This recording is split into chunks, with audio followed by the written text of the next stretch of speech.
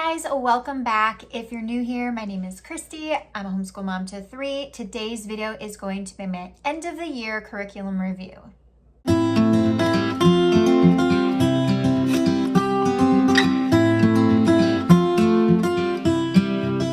I actually asked over on Instagram whether you guys wanted to see one very potentially long video covering everything that we used this past school year, talking about my thoughts on it, how it worked, how it didn't work, or if you would rather see some smaller videos, maybe broken down by grade or subject or specific curriculum. And the majority of you guys said you want the long video. So that is what you're going to get today. So grab something to drink because this is going to be a chatty one. So summer is coming. We have been wrapping up things for a few weeks now. We only have really 1 or 2 things left that we're trying to finish up, and then we get our summer break. So I'm actually going to start with my kindergartner and talk about everything she used this year. So we began our kindergarten year with her with letters and numbers from Gather Round. So we actually were finishing up letters and numbers 3 and 4 for the beginning part of her kindergarten year. And we love letters and numbers. We had a great time with that curriculum. I love the layout of it. I love the simplicity of it. We really enjoyed the reading about the specific animal or machine or object that goes along with the different units. We loved the unit study kind of theme to it. We enjoyed the hands-on activities that were included in the Gather Round app. I really enjoy the cutting out activities, and it overall was just like, it worked really, really well. We enjoyed it. After she completed letters and numbers, while I was trying to figure out what to do for phonics next, I moved her into Explode the Code. And so she started the primer series books, and I love Explode the Code. I've actually used Explode the Code I think pretty much our entire homeschool journey so far with all of my kids. I think there's such a great way to practice those phonics skills. It really helped her kind of nail down some of those letter sounds that she was still struggling with. At this point, I ended up introducing kindergarten prep from The Good and the Beautiful. I actually really love that level of curriculum from them, the kindergarten prep one. I also really like their preschool unit as well. I think that both of those are just a lot of fun and they're super sweet. So we did the kindergarten prep, which has a really fun kind of going through rooms of a castle theme throughout the entire unit. It's a short unit. It's meant to be kind of a bridge unit into before, like coming from preschool going into kindergarten. And so it didn't take us very long to get through, but it was actually really helpful in helping her to nail down those last letter sounds that she kept forgetting. And some of those were vowels. Vowels can be tricky because sometimes they kind of sound similar in words. I think that really helps because it does have a high focus on the vowels and what they say. And so by the end of kindergarten prep, when she took the assessment, she knew all of her letters and sounds. So I think that it did a really good job for her. Around the same time that I introduced kindergarten prep, I actually brought in the Curious Kinder from Where'd You Learn That? This curriculum is a literature-based kindergarten curriculum, and it's got a lot in it. It doesn't teach phonics, but it has a lot of really great content. So you get like Bible and memory work, you get some geography in there, you get science and nature study, you're reading literature and breaking down the books, comprehension, that kind of thing. There's a lot of like hands-on things in there and social emotional learning. So it's like kind of a really well-rounded, enriching curriculum. So the way that I kind of had started using it was actually as like a morning time with my kindergartner, but also my 2nd grader. He kind of started joining in and he loves it just as much. So between the two of them, that's kind of how we start our mornings now. And it's been such a sweet start to our days. And like, I really like group learning, and with them being so close in age, I think it works really well. And so we've been having a lot of fun with that. We will not be finished with it by the end of the school year. And so I'm hoping to kind of keep a little bit of that maybe next year or possibly even over the summer. They know like the oceans, all of the oceans now. They're working on continents at this time. And so I don't know, it's just a really cool program. So for math, she was using Math-U-See Primer, and it worked pretty well for about half of the school year, and then I ended up putting it down. So I actually took a break from Math-U-See Primer a couple months into school, and then we restarted it like a month or two later, and we're using it for a little bit, and then I ended up just putting it down completely. For Math-U-See, it's a very unique approach to math.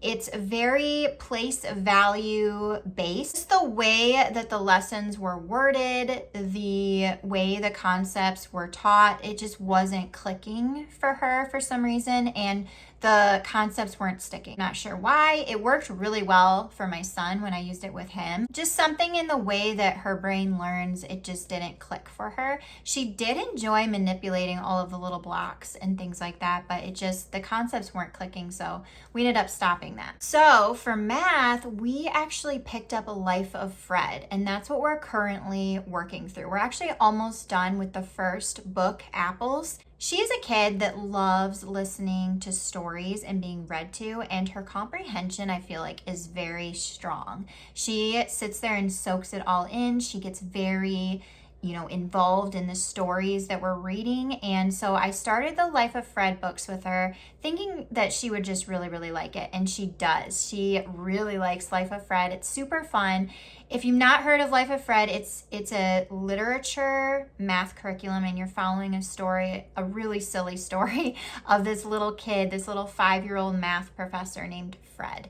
The stories do not make sense, oftentimes are very silly, but it keeps her laughing and keeps her engaged. And then they have like a little your turn to play, some questions that she answers at the end of each chapter. Another thing about Life of Fred that's really unique is they introduce some really tough and challenging advanced math concepts, even in these lower kindergarten, first grade levels. So I'm talking, they're adding letters into their math, so like 3y plus 4y. They also are talking about lots of other topics besides math. So you're talking about, like deciduous trees.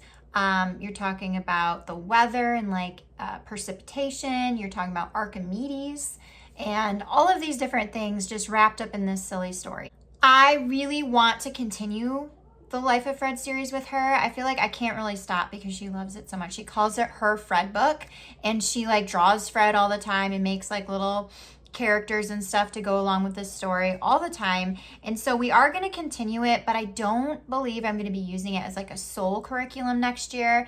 I think I need something a little more incremental and explicit in instruction, and I think she does too. So I'm not going to use it for a sole curriculum, but it is a lot of fun to just kind of add in. Okay, so now I'm going to move into Emmett, my second grader. So for him, for reading, we started using the Ordinary Parent's Guide to Teaching Reading, and we've actually been using that for a while pretty consistently.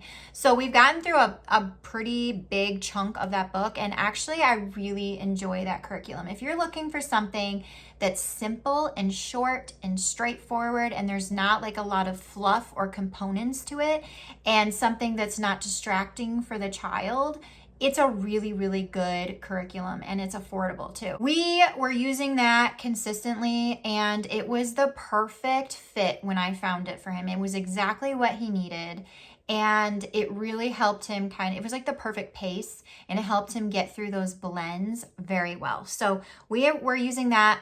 And then at some point, he got a little bit bored and burnt out from it. I have always wanted to try All About Reading with him. I've always thought that it would be a really good fit for him, but I always was hesitant to invest in it. But I ended up finding the set for a very affordable price on eBay, and so I thought, why not try it? And so we jumped into All About Reading Level 2, and that's what we're currently still working through, and we love it. It works really, really well. The thing that I like the most about All About Reading, one is the hands-on aspect, because he does have a hands-on learning preference and works really well that way. The other thing is how well they break down the why behind reading, And for him, he's such a logical thinker that knowing the why behind something has really helped him and strengthen his reading skills. It's helped to make reading make more sense to him. And so we are still working through, and we have no plans of stopping because it's working really well for him. In between Ordinary Parents Guide and All About Reading, we ended up using a little bit of treasure hunt reading, which we have used before, and he wasn't a fan the first go around with it, but this time it did go better. Now with treasure hunt, it's a free curriculum. It's based on Orton Gillingham, and it does have some fun, colorful worksheets in there. I will say that I feel like the pace is very quick. There's not enough practice in there. You get like one worksheet and one story like per lesson, and I just don't feel like that was enough probably for many children. But I feel like it's a really good program for like a supplement because the stories in there, they're blank comic strip stories. They have writing for them to read in each square, and then at the end you're supposed to illustrate the squares. So your child is working on comprehension in a very unique and fun way. And this child in particular is not super artsy, so we actually would draw the pictures together, and like I would draw one part of it and then he would draw the other, and so it became this kind of like group thing with him and I, and we came to really enjoy that time together, and we have a really big collection of those stories now that are really fun to look back on. So treasure hunt reading I felt like was really good as a supplement, and I would recommend it as a supplement, not necessarily for a full-on curriculum though. So for math, he worked through Apologia Math 2, and that went really well, and I didn't really think we were going to have a problem with it because we loved it so much the previous year, and we loved it so much this year too. I love the hands-on games and activities with every lesson. It was pretty much every lesson had something fun to do, and they were simple. They're not super crazy involved. I also really love the way that Apologia breaks down the lesson. I think they're very clear in the instruction. They give lots of examples, which is nice. So he really did really well with that, and we'll be moving into 3 next year. Okay, so for Lacey, she started the year with Right Shop Junior Book F. My goal for her this year was to really focus on composition. I would say it probably worked well for us for about 3/4 of the year, and then it just kind of got to where it wasn't anymore. It's a very hands-on curriculum. The way that they approach writing is with projects rather than just writing like a paper. They have a lot of cutting out pieces. When you're brainstorming, they have a lot of cutting out little paper like games and card games and different things. What surprised me about this is that my daughter really wasn't into the projects, which I thought that she really would be. I thought, oh, this is a unique way. It's going to keep it kind of light for her. It just didn't work out that way. She just wasn't a fan of any of the activities. And so I kind of felt like I was wasting my time preparing all of these activities because there's a lot of prep to this curriculum for the parent. There is. It's a lot to do. And I just felt like I was wasting my time because she wasn't into it. And then at one point, about 3/4 of the way through the year, I just kind of realized we were missing out on a lot of the writing concepts because we were skipping the activities. I feel like you almost have to do a lot of the activities to kind of gain what they're trying to teach. We were kind of like not using the bulk of the curriculum anymore, and so I just didn't see a point in continuing with it. I do think that the way they break down the writing process was good, and we did kind of glean some skills from that and like applied it in a different way. I will say our writing year, we had a lot of growth. I feel like it was not a perfect writing year by any means. With her, I felt like she did more writing this year than she's ever done before in her entire homeschool. And so I think that she just really grew this year with that. We did put that down about 3/4 of the way through. We were just burnt out from it. We moved into Jump In middle school composition. This curriculum, I really like the conversational tone and approach to it. And I feel like it's written to a child that tends to get overwhelmed with writing. And I appreciate the humor that's in there kind of, and the comfort that it's providing, reassurance, like we're going to work through this together. Don't stress.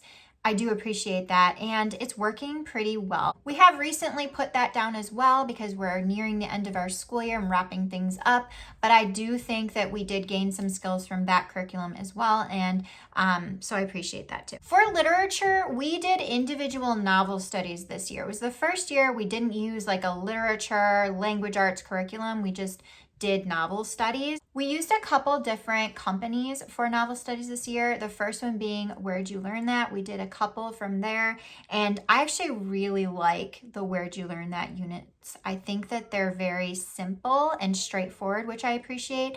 There's not a ton of fluff in there because I feel like sometimes with novel studies, you can run into some that are so jam-packed with art projects and recipes and crafts and all of these things, which I do actually like some of that in novel studies, but not when it's so overloaded that I feel like I'm missing out by not doing some of it, or I feel bad that I'm not getting as much out of it if I can't complete every activity or I don't want to. And so I appreciate the simplicity of this. I feel like the comprehension questions in particular with these units are very thought-provoking, and I feel like they have kind of spawned a lot of discussion between her and I, which I love too. At the end of the unit, there's usually a writing project to complete as well. So we really enjoyed our time with Where'd You Learn That? The novel studies. They were really good. The next company that we used one from was Hearth and Story, which I believe Hearth and Story has like a full-on language arts curriculum. We just used a novel study, and I really liked that novel study as well. I feel like there was a little bit more of a grammar focus. There were also more like recipes and crafty things in there, not overloaded though. So I liked that. That was fun. She made tofu, and that was kind of cool. So we enjoyed that novel study too. The last novel study that we just wrapped up was from Gather Round, and it was the Underground to Canada novel study. And we added that in because we were doing our US History 3 unit, and they kind of did a plug for that. And I was like, oh, we should do that too. It fits in perfect. So we brought that in. We really enjoyed it. And that book is very heavy. It's about a heavy topic. There's some heavy emotional things that happen in the story. And so I think that it was, it was deep for my daughter to go through, and I think really kind of opened her eyes to some things and kind of made her think. And so I really liked that, and we really enjoyed it. Fix It Grammar was what we used for grammar, and probably my most surprising fail of the year. I thought that this was going to work so well because it was simple, it was short and sweet and straightforward, and she actually does enjoy editing, and so I thought that she would really like this, but she didn't love it. I wouldn't say she hated it. She didn't love the copywork aspect, and I should have known that that part wasn't really going to work well for her because she's such a reluctant writer that copywork is like, it's not a good thing. So she didn't love it. She didn't hate it, but I felt like it was lacking in instruction. I didn't feel like it was explicit enough. I didn't feel like it was enough practice, and it just might be that it's just a really different approach to grammar. And so it wasn't clicking with her. She wasn't really retaining any of the stuff that they were talking about in there. And so I ended up putting it down. It wasn't something we stuck with for very long. I think it could work for a different child, but it just wasn't for her. For math, she used Apologia Math 6, and it went really, really well. We are almost finished. We just have a few lessons left. And I will say that this level was challenging in the content. Level 6, you're getting into, you're going back through like fractions and decimals and percents, and then you're getting into more of those like pre-algebra concepts. So you're mapping on coordinate planes, you're having variables and solving for unknowns, you're working with negative integers, you are doing some geometry in there and finding like area and surface area of 2D and 3D shapes, and it's complex. But I do really feel like Apologia really broke down those concepts very well. We were able to follow them. I am not a super strong math person. I am adequate, I would say, but not like super strong. And it's not her strength either. And so for two, not strengths, working together, we were able to work through it perfectly fine. So I appreciate the way that the concepts are broken down, the visual aspect of it, They give you a ton of examples all worked out so you can really follow and figure out what you're doing, and is broken down in little chunks. So I really like that. I will say the one thing about it, so Apologia's math is very hands-on, and there's a hands-on activity in almost every single lesson, even in these upper grades, which I think is great for those hands-on learners that are older. I don't think there's enough math curriculums out there that provide that hands-on aspect in those upper grades. So I love that, and it was something that drew me to it. However, I will say about halfway through the year, she kind of became not so into the hands-on components of the math. So we stopped doing most of them. And I think it was just kind of her age, just getting into that where she just wants to do her math. Just give me the math, let's do it. She doesn't really want to do cutting out of things and like games and activities and stuff. So we ended up stopping a lot of the activities towards the second half of the year. But what I do like about Apologia is that the lesson is not dependent upon completing the activity. So we had no problem not doing the activities. We were still able to follow the lesson and grasp the concept. And I really, really love that, because in the event that you're not a very hands-on lover and don't really like to do a lot of that, you can leave them out and still get the lesson. So I love that. For history, we used a Gather Round U.S. history units. We used 1 through 3. They're mini units, and we really enjoyed them. I have always loved the way that the units are written. They're a very conversational tone. They have a lot of really deep kind of think about this kind of questions, and they're like, how would you feel in this situation? Like, what do you think this person was feeling during this time? And I really like that because I like her to think. I will say one thing about these units, they are mini units, and you can tell. I feel like they have a lot of information that they're trying to cram into a short amount of time. And so as a result, I feel like these units are pretty surface level. They do not go very deep, and I feel like you would go so much deeper with these points in history. And I do appreciate the Gather Round app because they did have, videos and website links and things, different added things that you could do per lesson, which I appreciated. So we did a lot of the videos, we followed a lot of the little rabbit trails, but it is a very surface level overview of history. They kind of hit some highlights and some people, and that was kind of it. So keep that in mind if you're going to use them. You may want to kind of, pull different novels in or different other resources to kind of like jump off on, because it is pretty surface level. So editing Christy here, I realized as I was editing this video that I totally, completely skipped over science for my middle schooler. So I think my eyes just skipped over it in my notes, but I want to just mention science real quick. We used Apologia's Earth Science this past year, and we really, really enjoyed it. I really like the way that the Apologia science textbooks are written. I love all the colorful pictures and the visuals that are in there. We enjoyed all of the science experiments and activities. They were a ton of fun. She did like a paper mache globe that she added to the entire year, and that was really cool. So we really enjoyed Earth Science. It was really interesting for us because up until now, we've done a lot of biology sciences like animals and plants and that kind of thing, and we haven't actually studied Earth Science before. So that was like a different topic, so it made it for a very interesting year. So definitely recommend Apologia Science. We really enjoyed it. Okay, now back to the original video. Spanish. Okay, so Spanish was kind of okay and kind of not at the same time.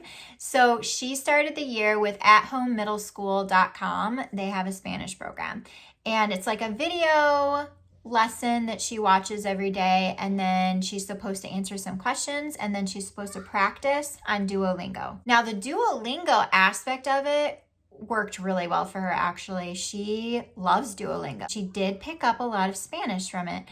However, I don't feel like she enjoyed the athomemiddleschool.com as much. She just wasn't very engaged with it, and I felt like she kind of would check out of it often, And I also felt like some of the questions that they were asking were not always in the videos, which was kind of strange sometimes. And so she kind of stopped doing that towards the middle of the year and just stuck with Duolingo and kind of just doing it that way. Now I'm going to just talk about a few things that we actually just didn't get to this year. So the first one was the Bear Grylls unit study from the Waldock Way. So this was something I was going to use with my second grader. It looks really, really super fun.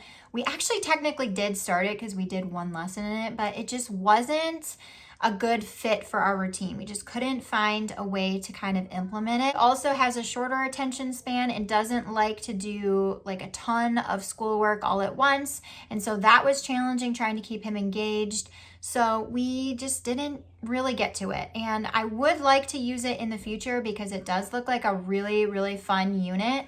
So hopefully we can do that like another time, but it just wasn't a good fit this year. The second one was the apologetics curriculum from Master Books. It uses the Answers for Kids books, and I was supposed to do this with all of my kids, and we just never got to it. We never even opened it. And it was just kind of a busy year, and just juggling all the moving parts, it just, like I said, didn't work, didn't fit in. And sometimes that happens, like you have all these plans for these curriculums to use them and different resources, and then just trying to find where to kind of slide it in sometimes just doesn't work out, and it just didn't. So hopefully we can use that in the future. The third one is Living Art Lessons from Master Books. I actually went to start this with them, and then I kind of just realized it was a little more technical focused and like that I wanted. I wanted something that was more project focused with a little bit of technical, and this one was a little more technical with a little bit of project. And it just wasn't really what I was looking for. And I also had a realization that I absolutely love video art lessons. I love my kids to be able to follow a video and do a tutorial along with it. And so I ended up using something else for art. It's not a bad curriculum. I actually feel like it breaks down the technical side of art in a really simple, nice way for younger kids. So if you're looking for a more technical art curriculum for younger kids, I definitely suggest you try it out because it does do that very well. It just wasn't what I was looking for, and I just kind of realized that. Okay, so the last thing that I'm going to talk about is an honorable mention. And the only reason I'm saying that is because we're not very far into it, but we are loving what we are doing with it. So that is the Ticket to Learning novel study, When Light Comes to Shadow Mountain. So we began this about a month ago, and we are kind of just dabbling in it. So I don't have like, with us trying to wrap up the school year and finishing off things, I just haven't like found the energy that this unit deserves to do the things in this, because it is such a full, such a rich unit. You could probably spend, honestly, months using this novel study, this unit study. There's so much packed into it, and it deserves so much more of my time and energy and attention, and I can't dedicate that at this time. So we're kind of just doing it every once in a while, but the things that we have done in it have been really fun. There's, beekeeping and herbalism and electricity and a bunch of historical things, Amelia Earhart, biplanes. Like, there's so much in this unit and so many little branches to follow that it's honestly blows me away at how thorough this unit is. It's probably the most thorough unit study I've ever come across. So I am hoping that we can use some of this more next year or even into the summer. I'm not sure yet, but it is a really great unit. It's a lot. There's so much in there. Okay, now I'm gonna take a drink because I just talked forever. I really hope that you enjoyed hearing my thoughts on everything. Thank you for sticking with me this long. If you have any questions about the things that I mentioned, further questions, please feel free to leave them down below. Also, let me know something that was your favorite this school year. And I hope you guys have a wonderful day, and I'll see you soon. Bye.